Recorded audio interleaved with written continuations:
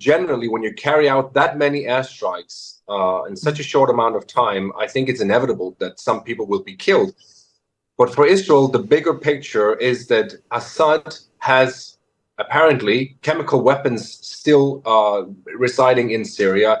He's got a naval. He's got tanks. He's got fighter jets. He's got a whole army. Basically, all of this military equipment that is ready to be seized by jihadists, and that's something that is not only a threat to Israel but also to other countries. I think very few countries would like to see HTS, the Al Qaeda offshoot, being in hands of chemical weapons, even if you see them as becoming more moderate.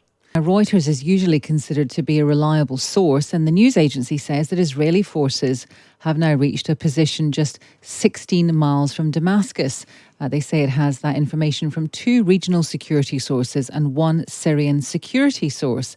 Israel has said its move into Syria is defensive and temporary. I think I'm right in saying that the IDF have categorically said, in terms of 60 miles from Damascus and tanks and all the rest of it, that is not true. Let's try and find out what's happening with Jotam Confino, who's a correspondent in Israel. Good morning to you.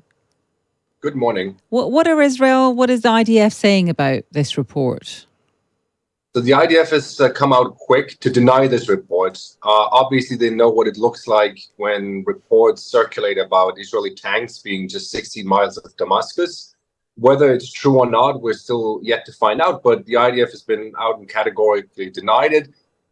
It's obviously not a good look for Israel to have tanks coming that close to Damascus.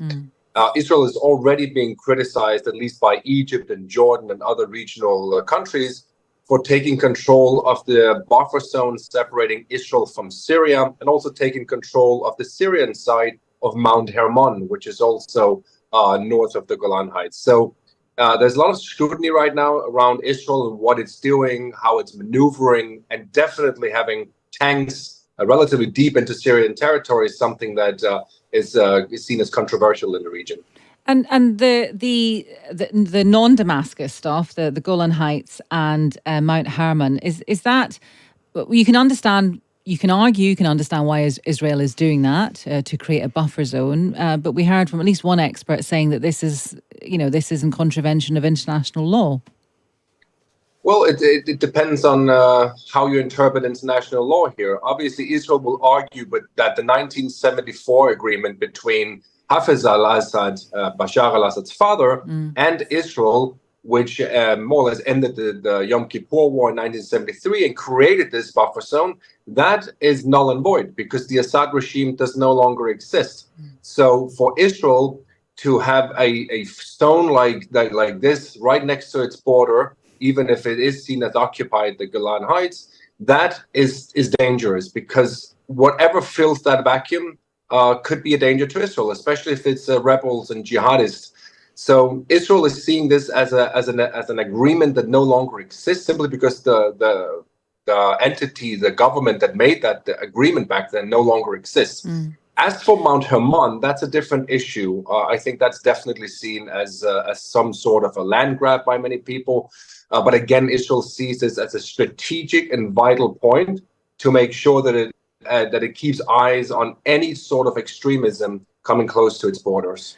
In terms of the strikes on targets within Syria that have stepped up overnight, we are told that this is because Israel doesn't want certain types of weapons to fall into the hands of anyone really, including any rebel forces that they disapprove of. But when you're targeting that many targets, there will be a concern about danger to civilians. Do we know what the situation is there? How long is this going to continue for? How careful are Israel being? Have there been any reports of any injuries or fatalities? So I just spoke to a man in the city of Suwaida in southern Syria, and he confirmed that there were Israeli airstrikes on Syrian army positions near their village, and that 2 people reportedly had been killed there. Right. Generally, when you carry out that many airstrikes in such a short amount of time, I think it's inevitable that some people will be killed. But for Israel, the bigger picture is that Assad has apparently chemical weapons still residing in Syria. He's got a naval. He's got tanks. He's got fighter jets. He's got a whole army. Basically, all of this military equipment that is ready to be seized by jihadists, and that's something that is not only a threat to Israel but also to other countries. I think very few countries would like to see HTS, the Al Qaeda offshoot, being in hands of chemical weapons, even if you see them as becoming more moderate. Finally, separately, Benjamin Netanyahu is in court today. He is in court. He's in fact just arrived at the court in Tel Aviv, and he went off yesterday on journalists during a press conference, the first he's done in 6 months, because they asked him about this court, and he said, "Now is my time to speak." He's been waiting for 8 years to get his side of the story out in court, and he does get that chance today. Netanyahu will become the first sitting prime minister to be on a witness stand in a corruption trial, and it is quite extraordinary what's happening here. Nevertheless, this has taken years, and it will likely not end anytime soon. Jotam, thank you very much for that. It's Jotam Confino. He's a correspondent in Israel. Israel has carried out over 100 missile strikes across the country. Israel wants to prevent weapons falling into the hands of the new HTS regime in Damascus. But Saudi Arabia, Qatar and Egypt say they are taking advantage of the chaos. Mike Martin is the Lib Dem MP for Tunbridge Wells, but he's also the former senior visiting research fellow in the Department of War Studies and is useful on the strategic thinking in conflicts such as this. Mike, good morning to you. Good morning. Should we be surprised about this? Is this Israel legitimately seeking to defend itself by making sure weapons don't exist that could be used against it? Or is there any grounds for the charge of opportunism against them? I think the reality is there are large chemical weapon stockpiles. I mean, we saw Assad use them against his own people repeatedly, and there was no proper verified process after that usage that they had been decommissioned. And they are now in the hands of, I mean, not just HTS, which is, I think, as your previous, Lord Carlisle was saying, by no means the worst group. No. Lots of people are going to be coming into these things, and for the Israelis to bomb those sites, to be honest, is doing us a favour. I'd also noticed that the Americans are, at the moment, striking lots of IS targets, so Islamic State targets. It's about making sure that in, frankly, what is a chaotic situation, that nobody's able to take advantage of it. Could we be doing more in that area? I mean, I exactly noticed the same thing, that the US are bombing ISIS sites. We have a dog in that fight. Should we be calling for, considering UK intervention in this area?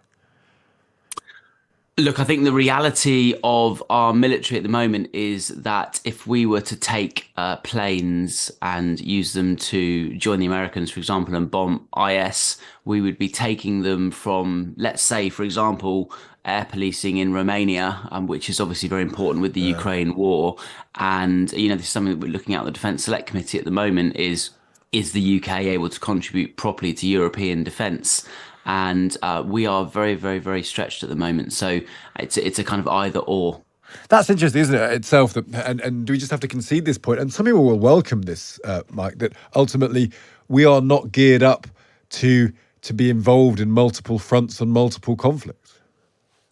Yeah, I think that's right. And there was a time, if you went back 20, 25 years, the UK's defence planning assumptions were to fight two medium-scale conflicts at the same time. Obviously, we were in Iraq and Afghanistan at the same time, although that was a bit of a stretch for us at the time in the early noughties.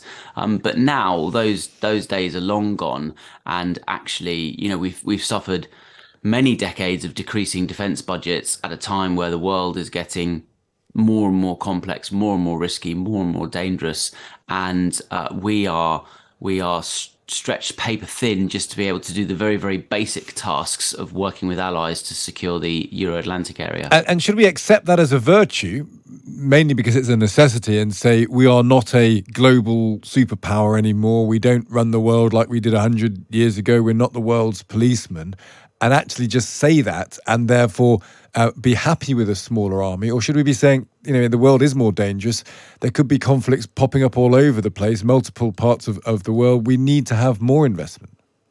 Well, I think there are probably two questions there. One is the UK needs to decide what it wants to be. Does it want to be a global expeditionary power, or does it want to remain a Euro-Atlantic power, which is what it is? And either or, it doesn't matter, but you have to resource it. You have to give the And amount what of do you think? resources. What do you think it should be? I think we're a Euro-Atlantic power, and we should work with allies to secure the Euro-Atlantic area, particularly as with the election of President Trump, it's not so clear that American support is going to be quite as forthcoming as we had previously. That's really interesting. Mike, good to speak to you. Thank you for joining us. Thank you. That's Mike Martin, a Lib Dem MP for Tunbridge, but also former senior visiting research fellow in the Department of War Studies, really revealing what we can and can't do in America. We can bomb ISIS targets in Syria, but we probably can't at the moment.